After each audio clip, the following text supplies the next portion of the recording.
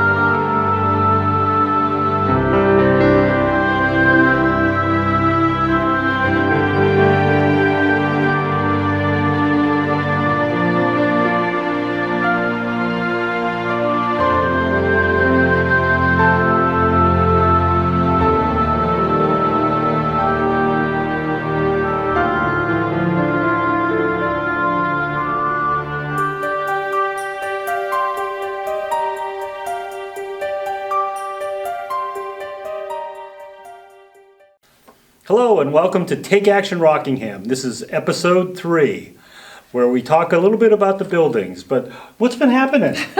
Well, my quote for today is, "What a year this week has been." Yeah, man, from this, I can't believe the change. From when we taped last week. We were like, oh, this resiliency committee is going to be like, oh, we're going to do some great composting and all this stuff.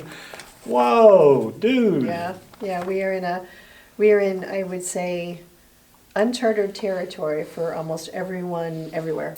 I think so. I think, I think as we'll hear today, I think it's fortunate that we got started on this when we did. I think it is too. I think it's very fortunate that we did this process ahead of time.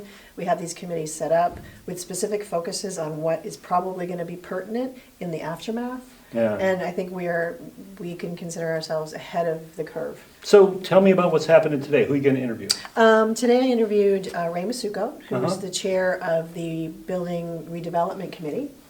He's going to talk a little bit about how the first meeting went, what's going to happen moving forward with virtual meetings, and his perspective on how important, how fortunate, I guess, for lack of a better term, it is that we did do this process and got this process started before all hell broke loose. Yeah. Well, let's watch the interview and then come back and talk about it. Great. Hi, community. Welcome to Take Action Rockingham. We're here with our third in the series of interviews of co-chairs of the 3 committees. Today we have Ray Massucco from the Develop or Redevelop Old Buildings Committee. Welcome, Ray. Oh, thank you for having me. So I know that probably the vast majority of our viewing audience knows you, but could you just give a little background? Sure. Brief background is my family's been here for 2.5 centuries. And we have owned 15, 18 different properties around town over the years. I've been a developer myself at points. And I stepped back from running a music festival last year, or this year, after being with it for almost 20 years. So all of a sudden I had 400 hours to spare. All this time on your hands. Yeah, and I'm not one to sit around and do nothing. So when this task force opportunity came up and they called me, I thought, okay, this is a good way to put to use some of my organizational skills, my local knowledge, my own personal experience, and bottom line, love of Rockingham. So that was really the motivating factor. So the committees met one time, it was what, was it 2 weeks ago that we met? You know, I Time don't has have the been exact date. We were crazy. going to meet, initially we were going to meet, and we postponed it because the Democratic Caucus was meeting to find a replacement for Matt Trieber, so we met the following Monday, which I believe was the 9th. Yeah, I think it was 2 of weeks March. ago. Yeah. And so you want to talk a little bit about, you know, how you felt after that meeting and how that meeting went? Yes, reluctantly. It was a little overwhelming. I had one vision of what I thought this committee was about, or task force was about. It became very clear very quickly that the other 15 or 16 folks who were there had lots of different points of view on exactly what this committee was about. I looked at it as sort of the Charlie Hunter rotting infrastructure opportunity to bring some of those buildings back. Very few other people apparently have that same view. So we're gonna talk about exactly what we're gonna be doing. But we also got off track, in my opinion. We talked about hiking trails. We talked about green space. Certainly I can be outvoted, but I don't think that's what this committee should be looking at. Somebody should be, and I'm all in favor of that, and I've worked on all those projects. But we have a lot of empty existing buildings, underused buildings, underutilized buildings, not the least of which is this, our own building Where here. we're sitting right now. Yeah, the Greater Rockingham Area Services Campus. So my focus, and I would like to hope that the committee would join me in that, is to look at what we have existing before we start reaching out and try to do something with spaces that don't currently exist. All the buildings are privately owned, either privately or nonprofits to a great extent. So we need to get the owners on board. I think that's going to be relatively easy for most of them. Wouldn't see why not, but you never know. Well, no, I've already had one property owner tell me he totally not interested whatsoever. Committee should stay out of his own personal business, and he's perfectly fine running his business and his building the way he is. And that's fine. That's obviously we have no input there. But we have access, I say we will be able to facilitate access to money, grants, loans, through a whole alphabet list of agencies. And that's where the Council on Rural Development comes in really, really handy. USDA. There is actually a lot of money out there, maybe less after the pandemic comes through, but We'll talk about that in a minute. yeah, we will. But you know, when we started, we didn't really know about that, or at least not the extent of it. But the idea is to figure out ways to leverage what we have by bringing in resources that we don't have. Right. And they're out there. They're willing to help us find those. We're talking about grant writing, talking about loans, all of that. Some things are real easy. I just had Efficiency Vermont come in and do a survey of my own building. And there's some low-hanging fruit which I can resolve very quickly and get immediate results, simple as caulking and stuff like that. We're talking on a much bigger scale, but the same concept. Exactly. How do we make the most efficient and highest and best use of what we've got? And we talked about the Chemco building, the old Liberty Mill building. We talked about some of the other paper mills down in the hole, down past the grist mill. We've looked at, we talked about other things all over town.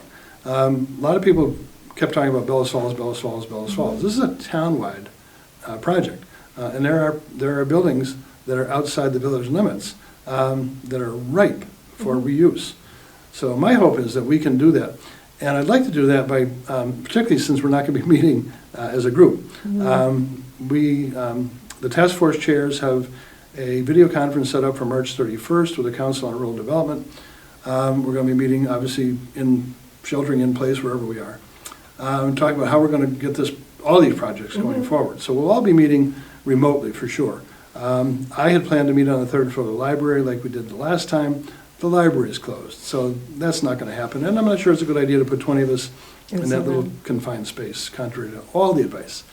So I had figured we were going to be meeting by conference anyway.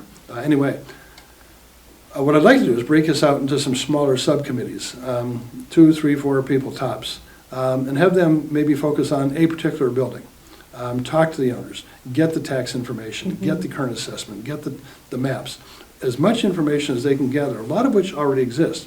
We have the benefit of all the research that's been done by Gary Fox, and by the Wyndham Regional Planning Commission. They have a lot of this data already in place. So, and they're certainly Gary is very much on board. Wyndham Regional has attended all the overall meetings, and this is their mission. That's what they do. Help us with that. So a lot of information is there, but we need to communicate that between each other. And that was the theme of all the community meetings we had: communication. A doesn't know what B is doing, doesn't know what C is doing, or D is operating at cross purposes to A. So part of that is to make sure we're all focusing on the same things, we're not duplicating efforts, and we're bringing it all together in a cohesive manner so we can make efficient and hopefully in the long run, because this is a long run project. This is not the next 3 to 6 months. We're talking 3 to 5 years, I think. And I may not be the head of it 5 years from now. Right, I concur. I think that we actually mentioned that in the last show that this committee that you've got the biggest picture committee. Apparently. And it is going to be a long process, and it's hard to get immediate things going that seem results. Sure. They're seeing results. So I think we were talking about people's wheelhouse, and people that really like the long-term planning and see the big picture should actually think about joining this committee, because there's still plenty of time to join. Oh, absolutely. Yeah. And I've invited, and he couldn't attend the first time, but he'll be at the next now visual meeting or virtual meeting, an architect. He's been an architect for close to 30 years. He's a property owner in town. He doesn't live in Bellows Falls, doesn't even live in Vermont. But he is very much interested in seeing this community grow, because he is invested in this community, and he has restored buildings. And he wants to continue doing that, but he brings special expertise that I certainly don't have, and I'm not sure anybody else that showed up at the first meeting has. I've talked to other property owners who were not there, could not come, but they want to participate. They want to be involved in that. We've got the expertise. We're talking to Chuck Wise, who's the zoning and health administrator in Rockingham. He wants to be a big part of that. Our office, legal office, happens to be working with that office. We represent them, working on updating some of the health ordinances and trying to upgrade all the properties around town. Great. That ties into this work. Oh my gosh, 100%. Tremendous. Yeah. So that, from a selfish standpoint, I like to have that additional support. I think that's going to be great. And I think we have about 4 minutes left with our interview. So do we have a date for the virtual meeting yet? You have a date for the virtual meeting with the committee, but March chairs. 31st. I haven't announced yet, but I plan to send out an email this week to everybody who signed in for that first one, and anybody who signed up originally. We had 40 people sign up for it. We had 16 show up. At least 5 more said they couldn't come, and 4 or 5 more who want to join. So I have chosen the second Thursday of each month. I want to get it on a regular basis so they can get on their calendar. Try to avoid conflicts. We'll never find a perfect night. I found that out when I was trying to schedule the first one, and I know that from other things I do. Thursday is probably the night I have the fewest conflicts. So if I'm going to be running it, and I need to be there for the most part. So second Thursday of every month. So the next one will be April 9th. And it'll be wherever people want to get on their tablet or their phone or their computer. They can do it in their jammies. They can do it in their jammies, just as long as we don't want to see what they're doing. So we want them to dial in. They can mute their video camera, which is easy to do on a lot of the conferences. They can put an emoji or a sticker on their face so we don't actually know who they are. They can, or have their dog, or they can dress up in a tuxedo. Exactly. So, I know I'm going to put you on the spot a little bit with this question. So 2 weeks ago, we had this kind of vision of how this is going to go. 2 weeks later, we're in the midst of the COVID thing, which people may think that this isn't apropos at this point, but you can correct me if I'm wrong. I think it's going to be even more necessary after the fact to have these committees in place and to have them focusing on what they're focusing on. And how do you see that? How do you see that playing out as best you can predict? I am so glad we got this kicked off before everything shut down. I would not want to try to start this process today. No kidding. But we've started it. We have people signed up. We have meetings planned. We have resources we've identified. We've got people from the state who are absolutely committed to Rockingham. They love Rockingham. I will say it. They are very, very happy we're doing this. So long term, I think, other than the disruption of where we're going to be physically, I don't think it's going to impede us at all. In fact, because my own firm has closed down, so I'm not seeing clients except one-on-one by appointment. A lot of businesses are doing that. We're not going to have to expend resources to go out to a meeting. We can stay where we are. A lot of us may have a little extra time to work, commit to this. That's a good point. People are looking for things to do. The library is closed, the movies are closed.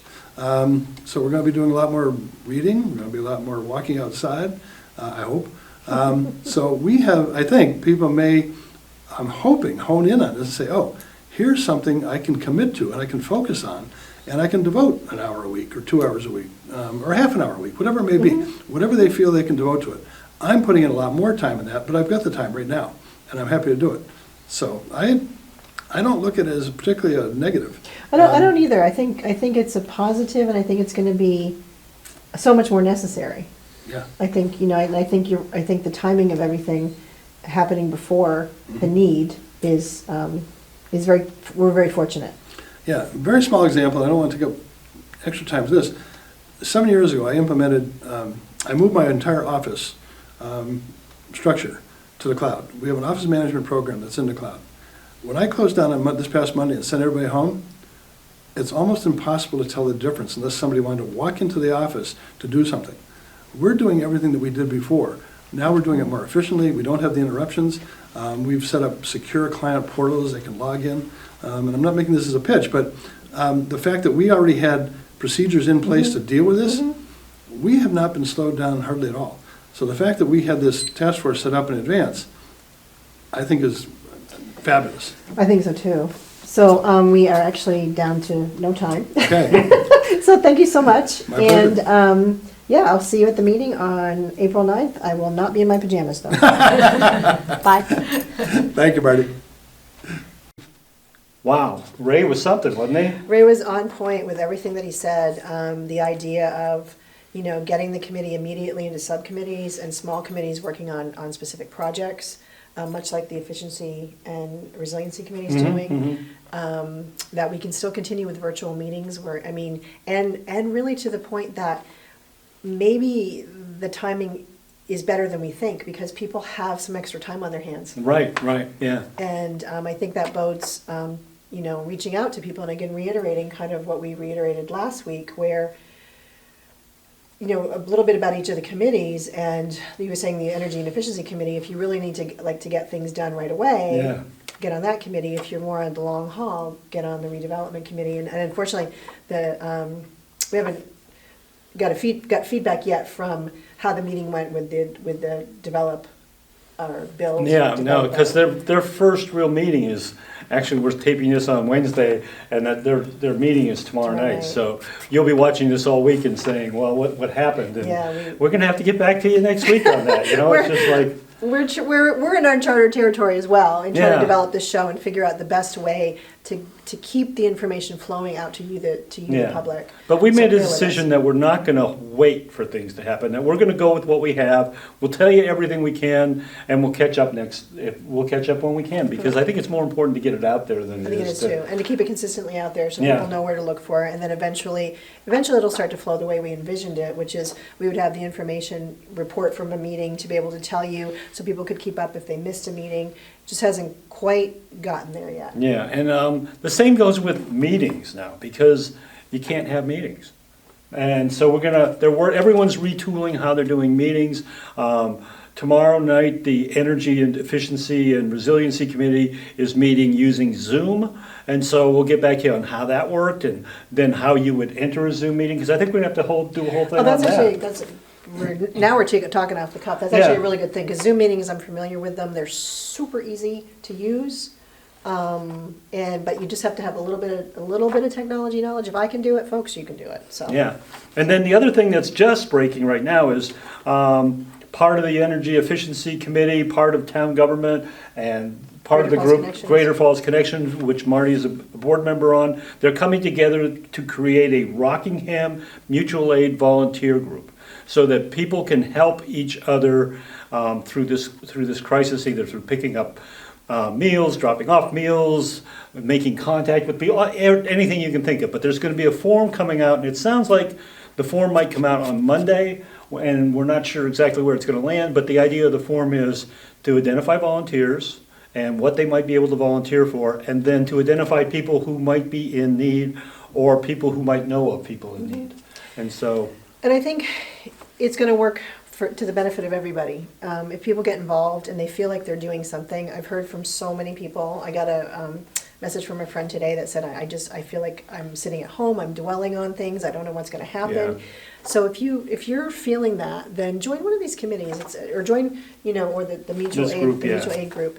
You're not going to be called upon to do a thousand things, but maybe you can do one or two things, and then you're going to feel like you're part of the process. And I think in the long run, it's going to put us ahead of the game, because we have no idea what the aftermath is going to be. yeah, that's the one thing that's apparent is we don't know what's going on. So if we can keep doing little things, and if we can pull together like Bells Falls and Rockingham and all of the local towns, Saxons River, Westminster, Walpole, all of these towns do, we can pull together and we can do it from internally. I think it's going to be a lot better than waiting for the powers that be Yeah, to 'cause tell I us don't what to think do. that they're just as, yeah, okay. Yeah, All just right, saying. so what would you say we should do? We should Take action, Rockingham.